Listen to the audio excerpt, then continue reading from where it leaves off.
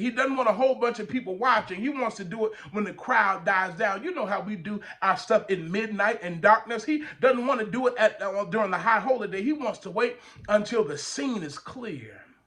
Herod is a political creature. He knows what to do to get his slimy agenda passed.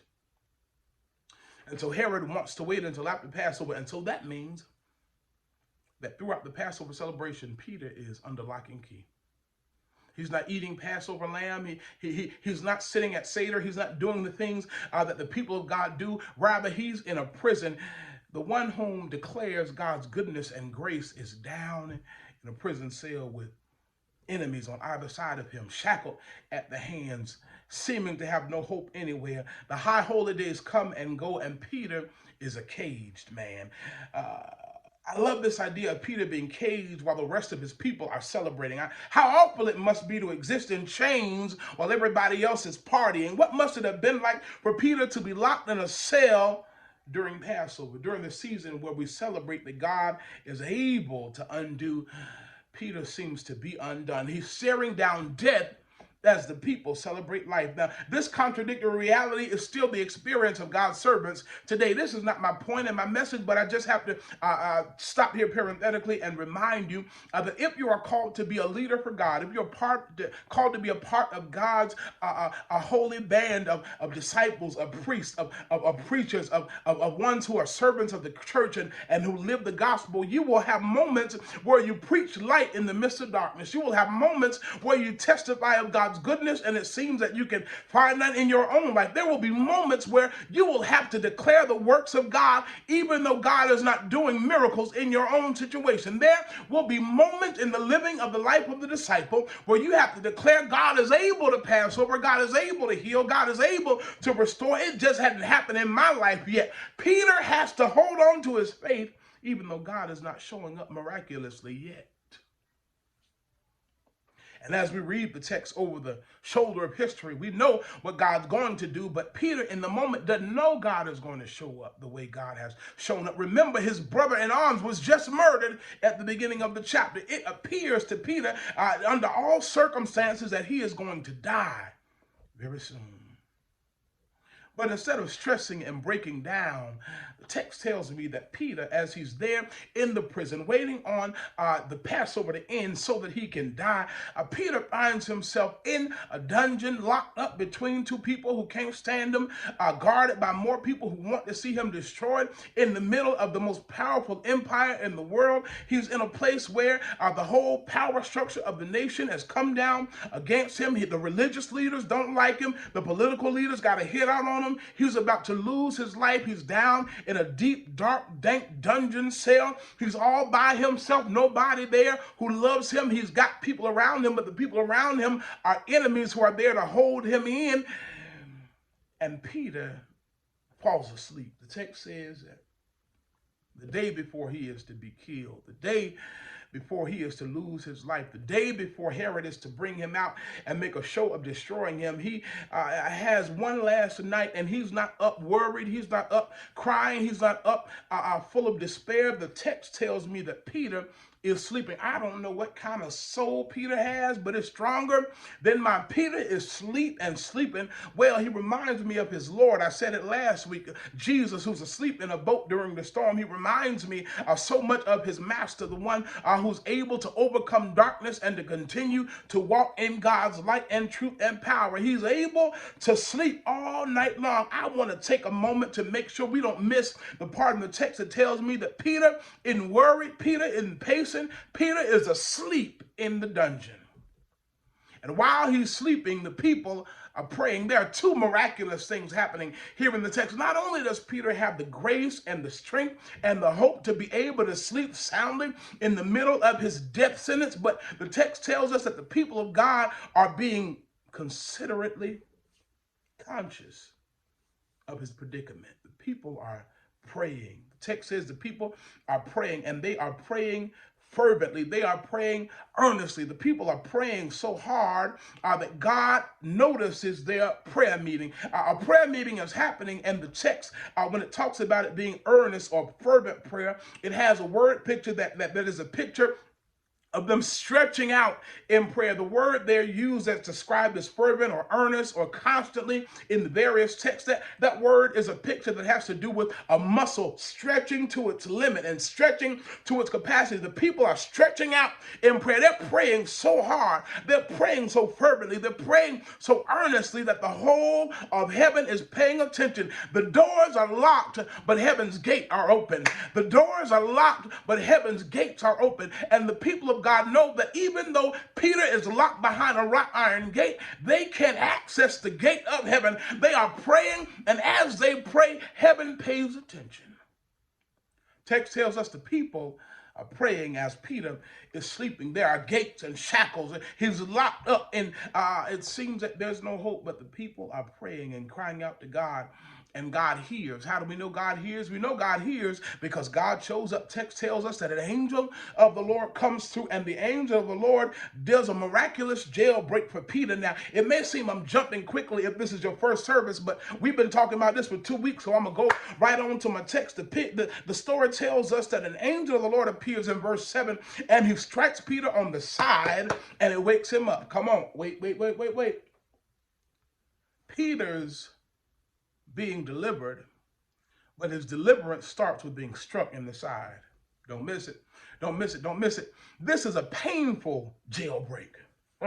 Text says that Peter is sound asleep, and because he's sound asleep, the angel hits him in the side, and that hit in the side wakes him up. It wakes him up so urgently and so quickly that he's groggy, and it's almost like he's sleepwalking. We know that later on because we're going to be told in the text that when he gets to moving, there's a part of the story where he's not sure if this is really happening or not. He's not sure if this is life or lucid dreaming, but the angel hits him in the side and tells him, "Quick, get on up."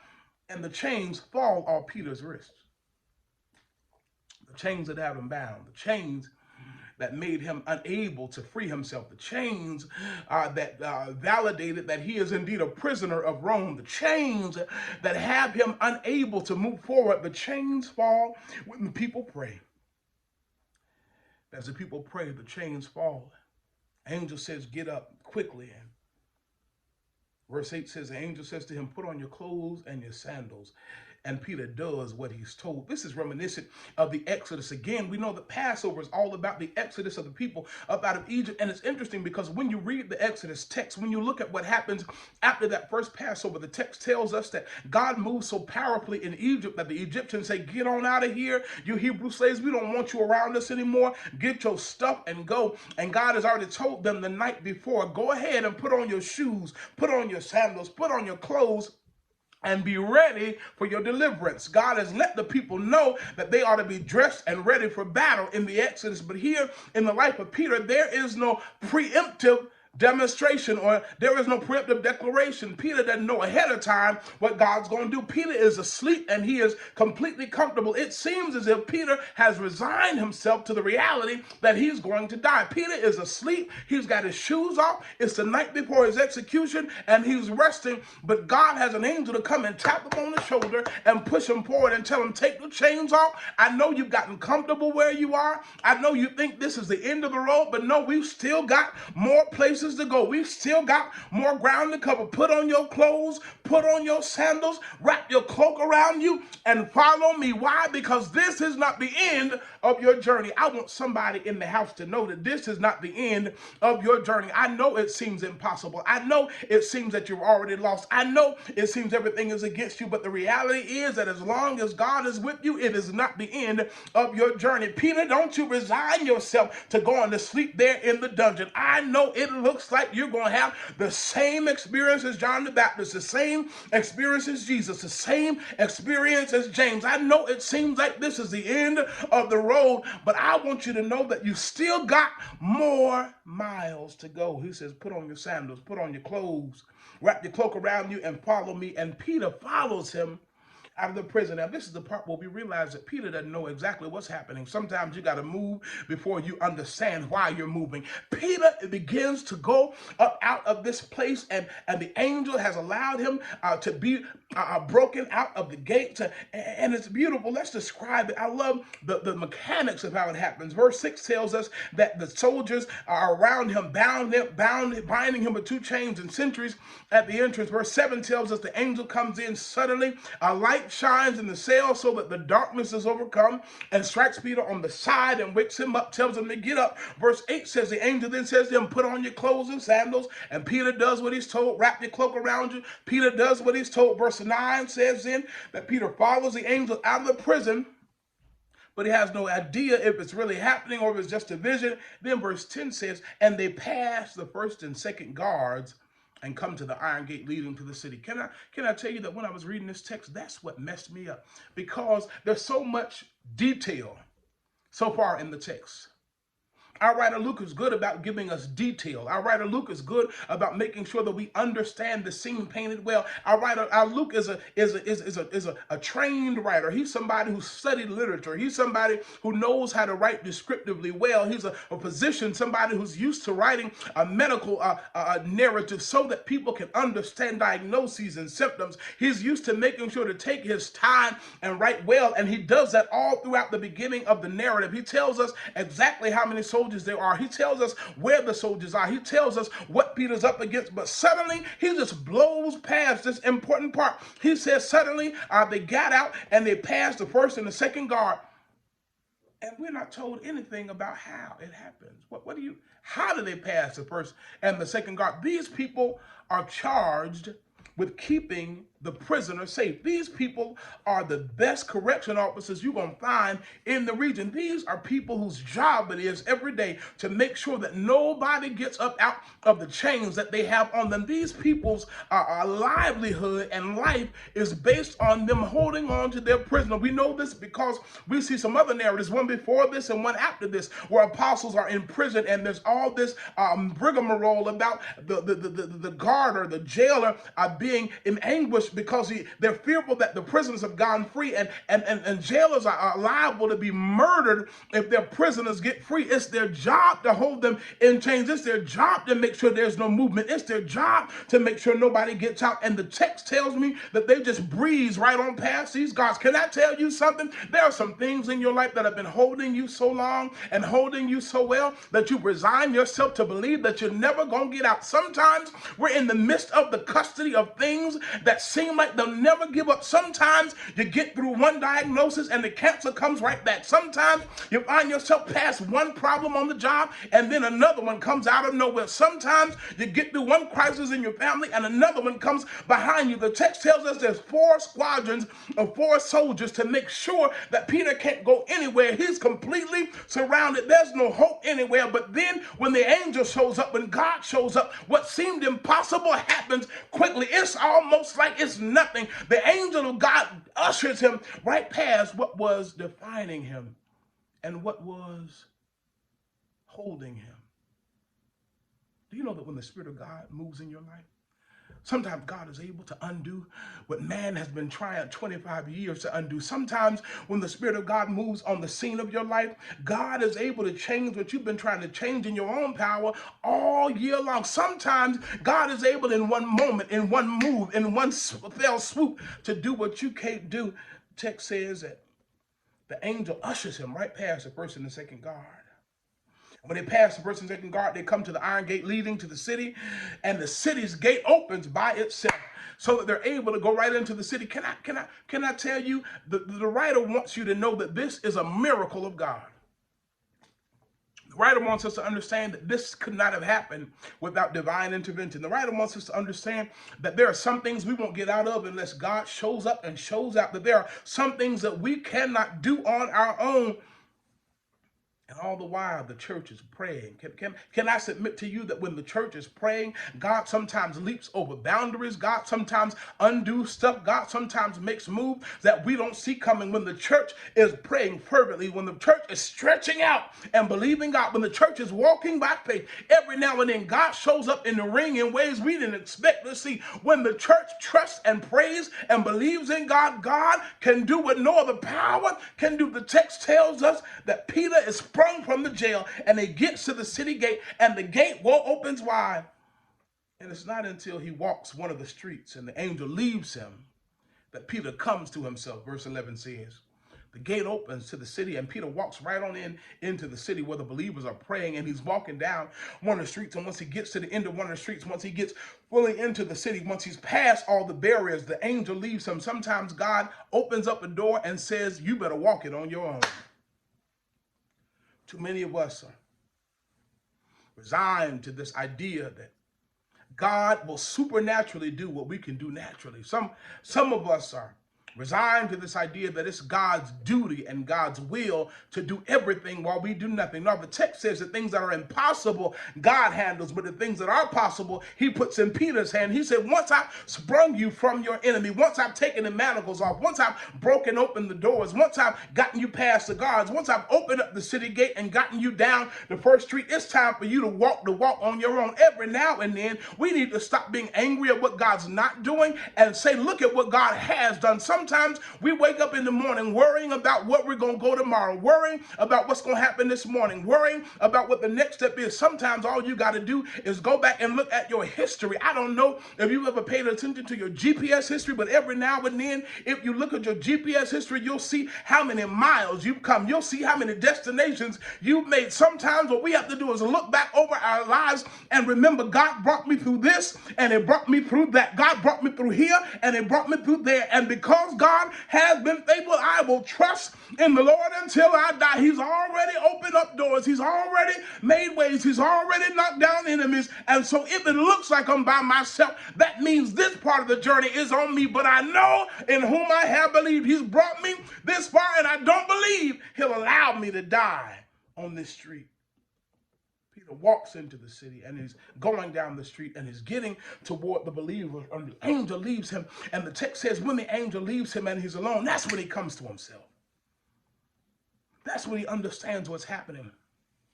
That's when he gets the ability to understand his next steps. Sometimes we don't discern God's will until we feel like we're out of God's presence. Sometimes we don't see how powerful we can be in our own hearts until God allows us to walk by ourselves. Now, it might seem that we're alone, but the reality is it's passe and it's trite, but I got to go to the old footprints in the sand. Every now and then, it's not until we feel like we're alone and we feel as if the winds and waves are beating against us and we feel like there's nobody and no hope anywhere that we really understand that God is the one empowering us and strengthening us. The text tells us that when the angel leaves, he comes to himself. Verse 11, and he says, now I know without a doubt that the Lord has sent his angel and rescued me from the clutches. I know without a doubt that the Lord has sent his angel. Sometimes it's not until we come to the bottom of the barrel. Sometimes it's not until it seems that at every contact in our phone is not able to be reached. Sometimes it's not until it seems like we don't have any natural hope and help anywhere. Sometimes it's not until we get to the end of the road. Sometimes it's not until the angel leaves us and we got to do it in our own strength that we realize, oh, it was God that brought me thus far. It's not until I got to rely on my own strength that I realize that God has been strong in me all along. The text tells us that Peter comes to himself and it says, now I know without a doubt that it was the Lord. But the Lord sent this angel and the Lord did this thing. Let me walk quickly because we almost out of time.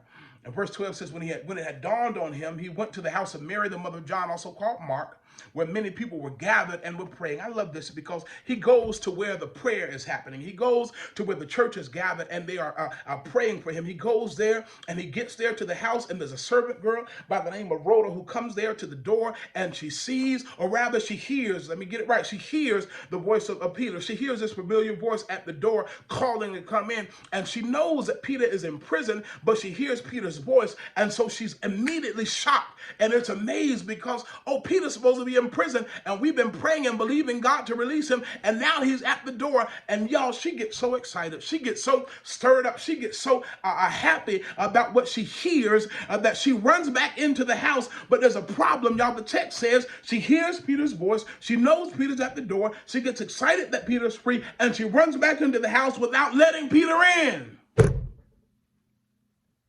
What kind of Keystone Cops stuff is this? Peter is on the lam, y'all. Peter's running from the law. Peter is supposed to be in prison, and she leaves him out in the... Y'all, I hope you catch the humor in the text. This is in the first place where the writer has proven to be a little bit of a comedy writer. This imagery, if we really looked at the early original language, we'd be able to see in this talk about Peter not knowing if it was a vision or not. These are all places that are supposed to give us a chuckle. It's supposed to be almost laughable how this thing happens. God knocks open the door so easily, and they go past the guard so quickly, and Peter's like, am I alive or dead? Am I asleep or awake? All this is supposed to be funny in the text. And the girl who ought to be opening the door to Peter, she does not even open the door to the one who's been let free. They've been praying and believing God for this liberation, but when the liberation happens, she doesn't know to open the door. They've been praying and believing God for this to happen, but when it happens, she's not prepared to make the move she needs to make. They've been waiting on Peter to get free, but when Peter gets free, they've been so busy praying that they had no plan for opening up the door. They believed in prayer that God would free them. They prayed fervently. They prayed earnestly. They stretched out in prayer, but can I tell you something? They stretched out in prayer, and stretching is never the end of the exercise. If anybody knows anything about calisthenics, you know that when you stretch, you're stretching to get the muscles ready to do some work. So when they are praying, the text tells us in the original Hebrew, Greek, they are stretching themselves. They are stretching in prayer. They're building up their muscles, getting ready to do some work. But the problem is, Rhoda thinks the stretch is the end of the exercise. Now, Rhoda, you've been praying for God to open up a door, but once the door is open, you've got some work to do.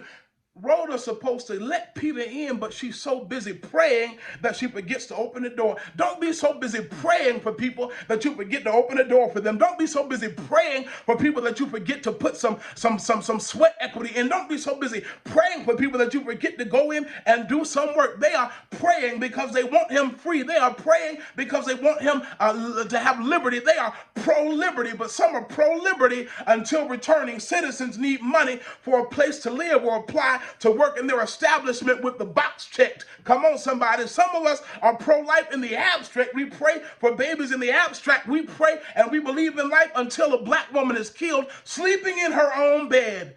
Some of us say we're praying for people, but what we're doing is we're stretching, hoping that's the end of the exercise. No. The church has to pray. We can't stop praying. But can I tell you something? The church can't stop at praying either. The people pray and stretch, and Peter's freed. And when Peter gets there, the church's job is to go down and open the door so he can come on in.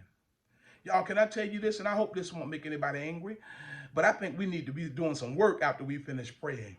Come on, let's have prayer meeting every time we get a chance. Amen. Let's stretch out every time. Let's exhort one another every time we get a chance. Let's have a good time in worship every time we get a chance. Let's experience the power of God fall down with power every time we get a chance. Let's lather up and let's speak and let's declare and let's prophesy and let's experience the Spirit's power every time we get a chance. But when we get done with that stretching, we've got some work to do. There's some labor that must follow our intercession. Just ask James, the brother of Jesus, or pick up this book and he'll make it biblically clear that faith without works is dead. That means we need to match some demonstration with our supplication. The text tells me that Rhoda comes and lets Peter speak, and she's excited about the voice, but she doesn't open up the door.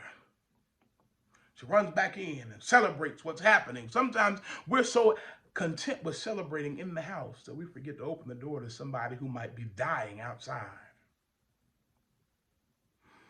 I think it was Fannie Lou Hamer who said it best in modern times.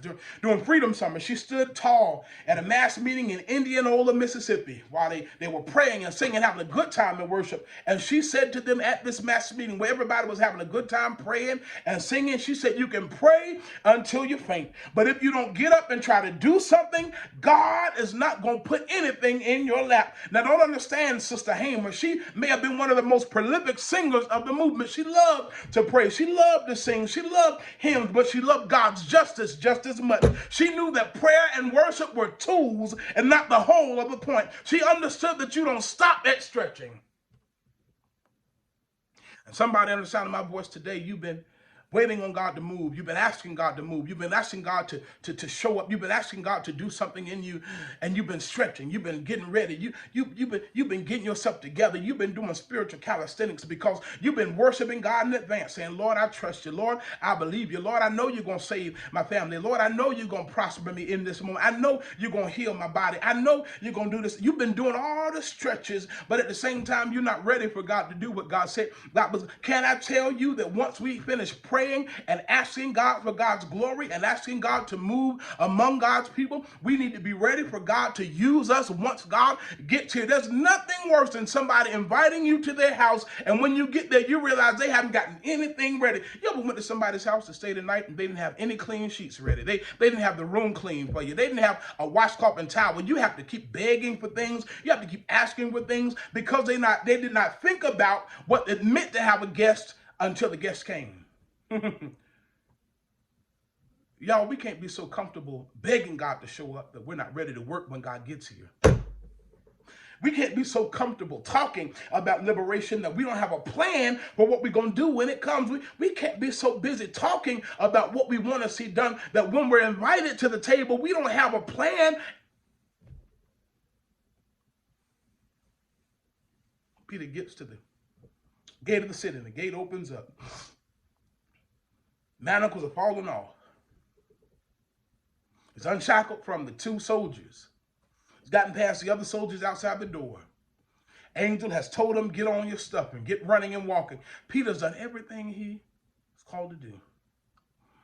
But the church is not ready to receive him because the church has been praying and not planning.